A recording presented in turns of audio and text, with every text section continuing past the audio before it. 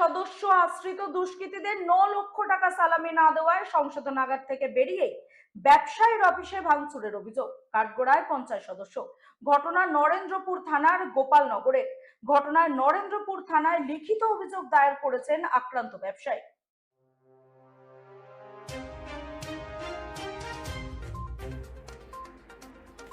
সোনারপুর ব্লকের খেয়াদহ 2 গ্রাম পঞ্চায়েত সদস্য সজল মণ্ডলের বিরুদ্ধে ব্যবসায়ীর কাছে সেলামি বাবদ 9 লক্ষ টাকার চাওয়ার অভিযোগ উঠেছে। টাকা না দেওয়ায় সজল ও তার আশ্রিত দুষ্কৃতীরা নরেন্দ্রপুরের গোপালনগরে ব্যবসায়ী আশিস হালদারের অফিসে ভাঙচুর চালায় বলে অভিযোগ।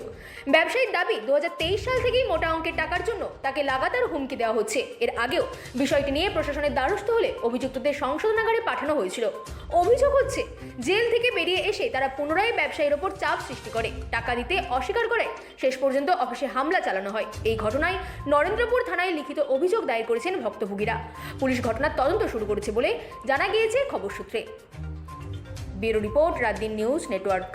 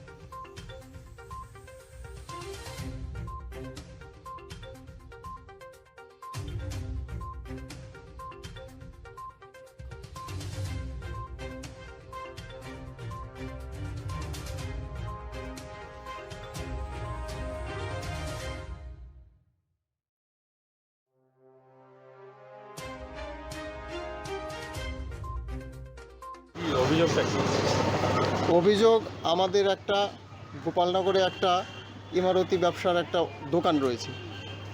সেই দোকানে ওখানে সজল মণ্ডল পঞ্চায়েত মেম্বার, তার আশ্রিত দুষ্কৃতী গৌতম মণ্ডল এবং সুশান্ত মণ্ডলের নেতৃত্বে কয়েকজন 10 থেকে 15 জন দুষ্কৃতীরা আমার কাছে 9 লক্ষ টাকা দাবি করেছিল দাদা সালামি হিসেবে।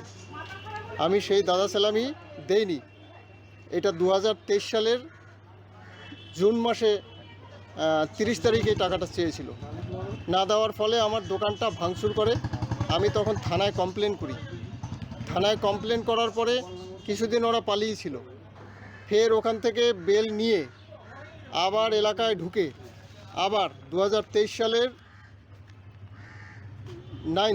7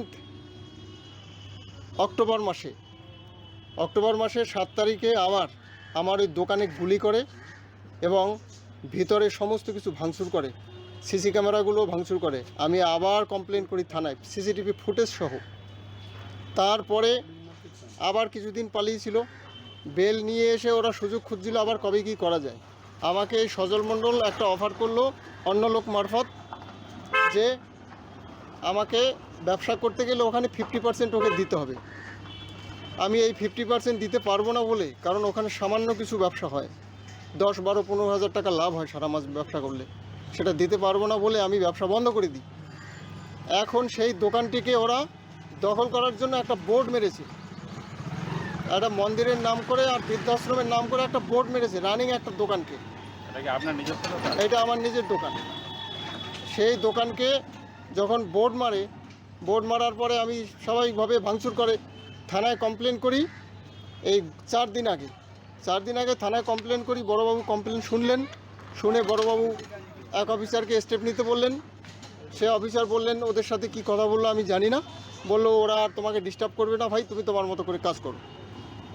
আমি আমার মতো করে আবার ওই ভাঙা শাটারগুলো মিস্ত্রি লাগিয়ে সারাই করলাম এবং বোর্ডটা সরিয়ে ফেললাম।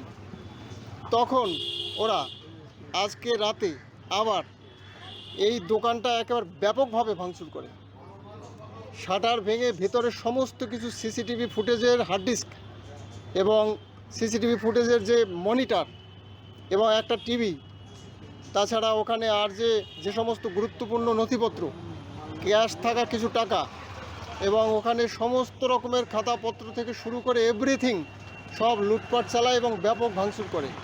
এই দুষ্কৃতীদের দৌরত্ব কিছুতেই বন্ধ করছে না। আমি এর একটা বিচার চাইছি। আমি এই কারণে বারবার করে থানার দ্বারস্থ হচ্ছি।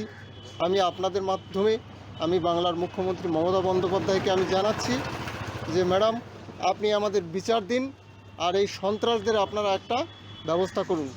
এদের জেলে থাকা প্রয়োজন, এদেরকে জেলে পাঠান। আমার নাম আশিস হালদার, আমি গোপালনগরের এই বাসিন্দা। আমি এদের অত্যাচারে আমি গোপালনগরে থাকতে পারছি না, আমাকে অন্য জায়গায় ভাড়া গিয়ে